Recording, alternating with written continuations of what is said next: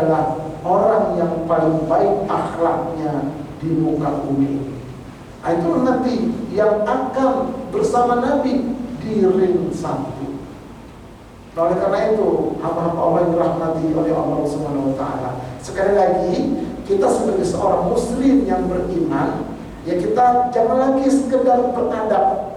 Adab wudu, adab sholat, tapi tingkatkanlah akhlak berwudu, akhlak bersolat, akhlak membaca Al-Quran, akhlak dan seterusnya. Kenapa? Karena akhlak inilah nanti yang timbangannya sangat berat.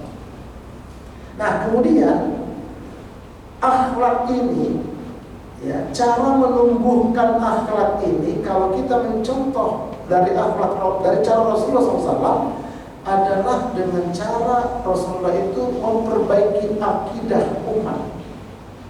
13 tahun Nabi berdakwah di kota Mekah, itu belum ada sholat, belum ada puasa, belum ada haji. Sholat baru SK-nya ketika Isra Mi'raj. Adapun praktiknya secara lengkap itu di Madinah. Ada rukuknya, ada sujudnya dan seterusnya di Madinah, baru secara lengkap dia. Nah, kemudian baru di Madinah itu puasa, haji, zakat dan seterusnya. Nah, selama periode Mekah yang Nabi tanamkan adalah akidah, yaitu la ilaha illallah Muhammadur Rasulullah. Itu selama di kota Mekah. Nah, dengan penanaman akidah yang benar ini, maka kemudian akan lahirlah akhlakul karimah. Dan itu kuncinya. Akidah yang benar akan lahir akhlakul karimah. Ada satu hikayat, seorang kiai ingin memuji santri-santrinya pada pujian terakhir yang terkait dengan akidah ini. Kata kiainya, masing-masing silakan ambil seekor ayam dengan sebilah pisau. Lalu kalian ambillah, carilah tempat tersembunyi dan silakan potong ayam itu secara syar'i. Tapi ingat, tidak ada yang boleh melihat, tidak ada yang boleh tahu. Sesama teman pun tidak boleh. Baik, siap kiai. Mereka pun mengucap 40 santri. Nah, kemudian mereka memotong, diantarkan di depan untuk dimasak bersama. Tapi kemudian ada salah seorang santri, dia bawa ayamnya hidup-hidup dengan sebilah pisau. Teman-temannya pada mengatakan, aku itu tidak taat ya pada perintah kiai. Saya justru taat. Kok kenapa tidak dipotong? Nah, itulah masalahnya. Nah, itu dipanggil sama kiai. Kamu mengapa tidak mengerjakan apa yang saya perintahkan? Saya taat sama kiai. Saya mau melakukan apa yang kiai sampaikan. Tapi kan kiai berpesan, jangan sampai ada yang melihat. Iya betul. Begitu saya mau menyembelih, saya merasa dilihat oleh Allah. Saya pindah ke tempat lain, saya merasa diawasi oleh Allah. Jadi tidak ada tempat bagi saya untuk tidak bisa ada yang melihat. Apa kata kiai? Kaulah satu-satunya santri yang lurus tentang akidah. Nah, artinya apa? Kalau kita merasa diawasi oleh Allah dalam segala keadaan, pasti akhlak kita baik. Ini kuncinya. Gak berani kita macam-macam. Karena ada malaikat raqib atid yang selalu mensyuting kita, yang selalu mencatat semua yang kita kerjakan. Bahkan Allah itu lebih dekat daripada orang nadi kita. Merasa kehadiran Allah dekat dalam hidup. Kalau dalam bahasa hadis disebut dengan ihsan. Makanya kan isi agama itu, Islam itu sebetulnya 4 garis besarnya. Yang pertama akidah atau iman atau tauhid. Yang kedua syariat.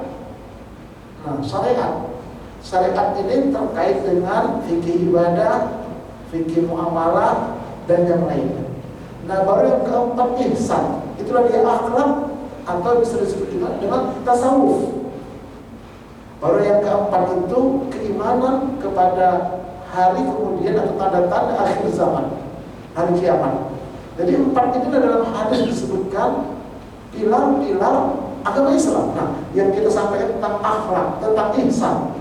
Jadi kata Nabi, al-ihsan anta abudallaha ka'annaka tarahu fa in lam takun tarahu fa innahu yarak. Ihsan adalah engkau menyembah Allah seolah-olah engkau melihat Allah. Jika engkau belum mampu melihat, merasakan itu, tapi yakinlah engkau sedang dilihat oleh Allah, sedang diawasi oleh Allah. Nah, jadi ketika kita merasa Allah itu sedang mengawasi kita dalam berbagai macam keadaan, maka kemudian kita akan muncul akhlakul karimah. Jadi perbuatan baik dikarenakan Allah. Nah, itulah dia akhlak. Itu yang dapat pahala tadi. Man amila amalan sholihan min dzakarin aw untha wa huwa mu'min, beriman kepada Allah, berakidah kepada Allah.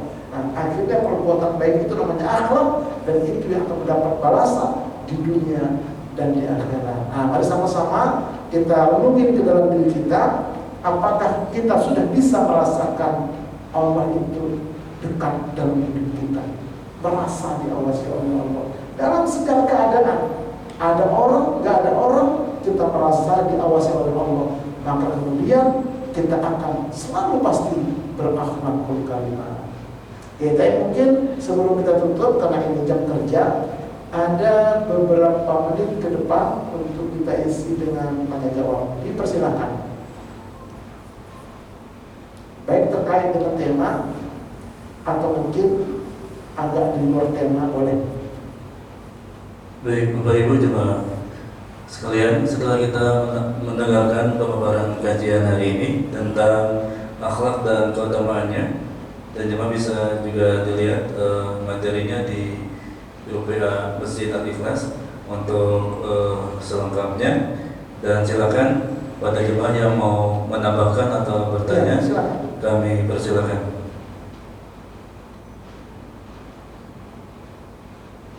Kami silakan. Sepeda Smith. Silakan. Mungkin perbedaan adab sama akhlak tadi mau lebih tajam lagi misalnya. Nah, boleh. Ya, silakan Pak Arif. Sebentar. Ya, ada istilah akhlak buruk itu kira-kira tepat nggak istilah itu? oke. Akhlak yang buruk. Ya. Kalau kita kembali kepada hadis, innama bu'istu liutammima shalihal akhlak. Sesungguhnya aku diutus untuk menyempurnakan perbaikan akhlak. Nah, berarti ada akhlak yang tidak baik. Berarti benar, ada akhlak buruk. Kemudian Nabi datang menyempurnakan akhlak buruk, disempurnakan menjadi akhlak yang mulia, menjadi akhlakul karimah. Nah, kemudian setiap perbuatan baik belum tentu akhlak. Karena tadi perbuatan baik yang muncul dari ilmu pengetahuan, terutama dari yang bukan beriman, itu bukan akhlak. Tapi perbuatan baik namanya adab. Di dunia dapat pahala, dapat balasan dia. Tapi di alam kubur, ke akhirat nggak dapat. Dan adab itu selalu mencontoh orangnya. Kalau ada orangnya dicontoh, ya bagus, seperti santri di pesantren, bagus. Tapi tamat dari pesantren, nah, lihat lagi dia. Kenapa? Karena lahir dari adab. Tapi kalau kiainya mengajarkan akidah yang benar, maupun di pesantren atau luar pesantren, karena sudah terpatri akidah yang benar, maka akhlaknya selalu baik. Ini yang penting kita lakukan kepada diri kita dan keluarga kita. Awas nak, Allah lihat loh, malaikat rokib atid mensyuting dan mencatat perbuatanmu nak. Maka enak itu. Jadi nggak berani macam-macam, merasa dia. Nah, kan ada 4 istilah itu, ada 4 makom itu kalau kita menyebut Allah.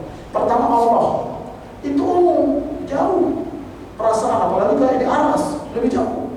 Tapi kalau sudah huwa, kul huwa Allah, dia ada, lebih dekat dia.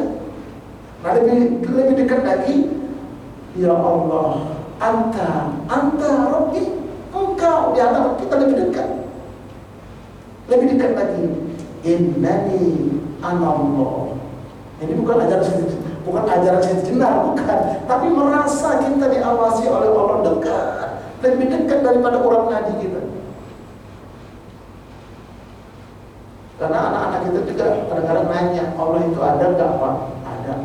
Kok nggak kelihatan? Kalau ada pasti kelihatan dong. Gimana jawabnya? Nah kita bilang gini, nak, pinjam tangan kamu nak. Untuk apa ya? Pinjam nak, tak tiup. Apa itu nak? Angin. Ada enggak? Ada. Nampak enggak? Enggak. Itu baru angin nak, ciptaan Allah. Bagaimana Allah menciptakan angin? Soalnya Allah mengawasi kita. Tapi ingat, bukan Allah di sini ya. Berarti Allah mengambil tempat. Lalu bagaimana bilangnya? Seluruh alam nempel ke Allah, nompak ke Allah. Maka wallahu muhitun bisyi. Allah itu meliputi semua sesuatu. Kalau kita bilang Allah di atas bertempat, kita bilang Allah di sini bertempat, tapi seluruh makhluk Allah menumpang pada Allah.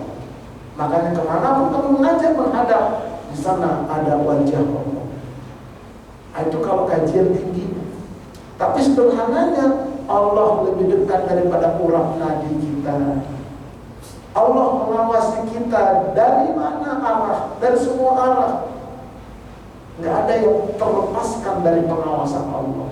Kalau itu bisa kita rasakan, kita bisa terapkan dalam hidup, insya Allah akhlak kita baik dan kita akan ditempatkan di ring satu bersama dengan Rasulullah Sallallahu Alaihi Wasallam. Masya Allah. Satu lagi, mungkin ada tambahan?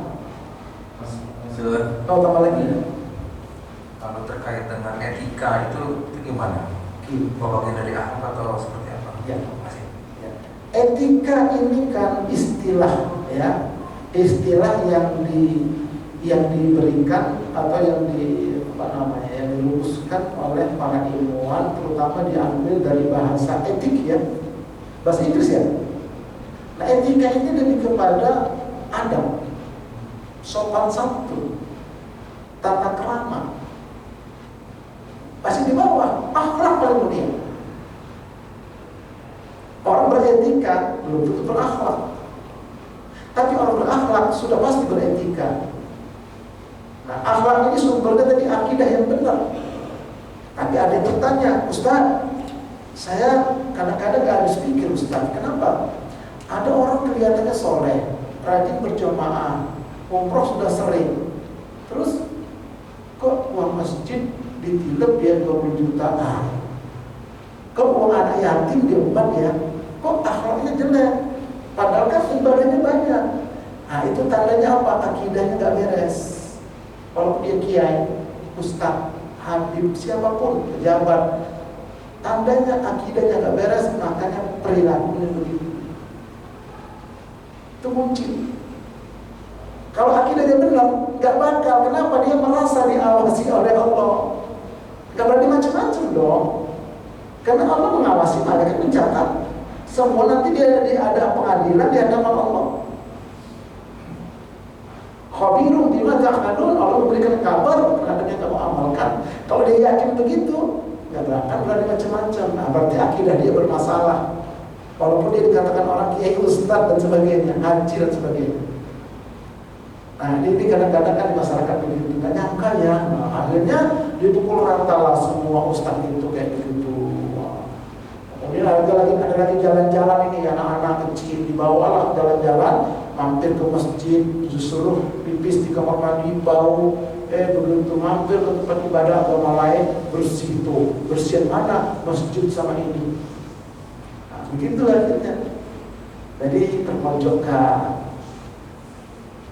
Nah itulah akidah kunci dimulai. Nah nanti kalau lebih dalam lagi nanti akidah itu adanya di mana? Di kolbu kita. Kolbu ini kan 3 lapis.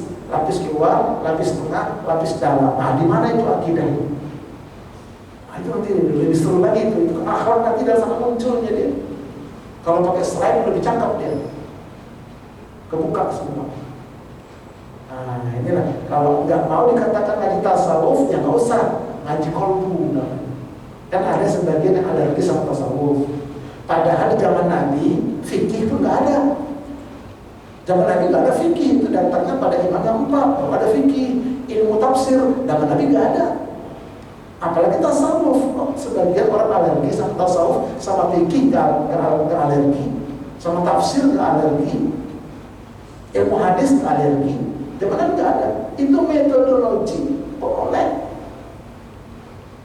Tauhid falasah, tauhid uluhiyah, rububiyah, asma sifat, ini kan Ibnu Taimiyah yang buat konsep. Begitu juga sifat 20, jangan saja menjelekkan. Itu metodologi untuk kaitan dengan akidah. Gitu ya. Jadi kita jangan alergi. Ini di atas tasawuf sebetulnya. Ngaji qalbu nanti akan melahirkan akhlakul karimah. Wallahu a'lam bishawab. Saya kira cukup, Ustaz ya. Ada satu lagi? Ada yang lain? Mungkin ada satu lagi. Itu sudah terakhir ini. Baru-baru ini kan di medsos itu dihebohkan dengan adanya siswa-siswi dari SMA Ponorogo yang itu banyak yang hamil di luar nikah. Nah ini yang harusnya lembaga pendidikan ini mendidik akhlaknya, sehingga ini ada istilahnya apa ya, sampai kecolongan seperti itu. Bahkan MUI juga mengakui ini ada gagal dalam mendidik anak-anak kita.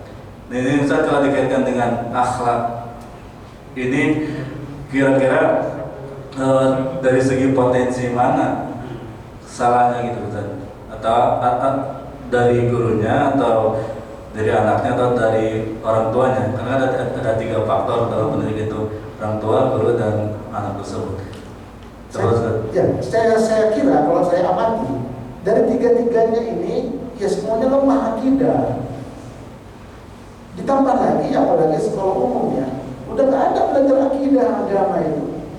Dulu masih ada pelajaran akidah akhlak, sekarang mana ada. Itu kata kuncinya akidah.